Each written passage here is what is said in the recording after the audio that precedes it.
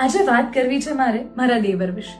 હા, દિયર કહીશ તો એને ગમશે નહીં ને પાછું, કારણ કે તમારા માટે તો એવું જ છે કે દેવર લુક્સ કુલ.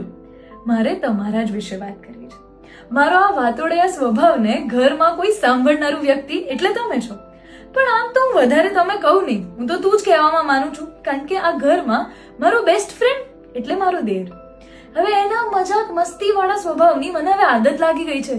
જો એ ઘરે સમયસર ના આવે ને તો મને એવું થશે કે યાર આ ઘરમાં હું કંઈક મિસ કરું. એવું વ્યક્તિ કે જે મારા લગ્ન થયા ને ત્યારથી લઈને આજ સુધી અને પછી હંમેશા માટે મારી બધી જ વાત સાંભળે છે.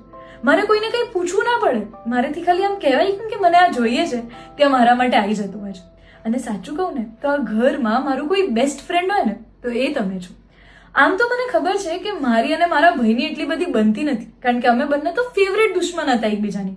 પણ આ ઘરમાં કોઈ એક વ્યક્તિ કે જે મારા માટે બધા જોડે લડી લે એ હૂંફની લાગણી તમે આપી છે.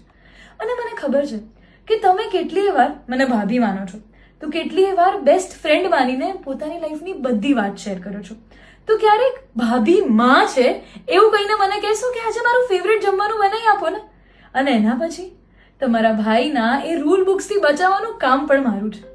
પણ આજ તો વાત છે ને આ સંબંધની.